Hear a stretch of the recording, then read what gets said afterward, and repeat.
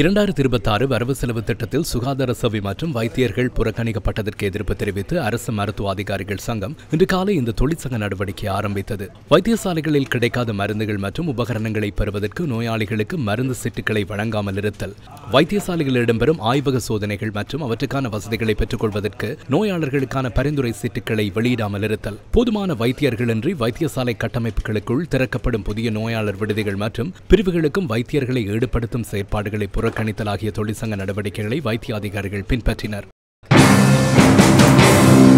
எவ்வாறாயினும் வைத்திய அதிகாரிகள் இன்று பிற்பகல் ஜனாதிபதியை சந்தித்து தங்கள் பிரச்சினைகளை முன்வைக்க சந்தர்ப்பம் கிடைத்தது. கட்டி எழுப்பப்பட்டுள்ள பொருளாதார ஸ்திரத்தன்மையை தொடர்ச்சியாக பேணி செல்வதற்கு ஒத்துழைப்பு வழங்குமாறு ஜனாதிபதி தெரிவித்துள்ளார். 2022 ஆண்டில் வீழ்ச்சி அடைந்த பொருளாதாரத்தை தற்போது ஸ்திரப்படுத்தியுள்ளதாகவும் அந்த ஸ்திரத்தன்மையை பேணி செல்வதே அரசாங்கத்தின் பிரதான நோக்கம் எனவும் ஜனாதிபதி இதன்போது கூறினார். இதற்கு அரசு வைத்திய அதிகாரிகள் சங்கம் ஒத்துழைப்பு வழங்கும் என எதிர்பார்ப்பதாக ஜனாதிபதி தெரிவித்துள்ளார்.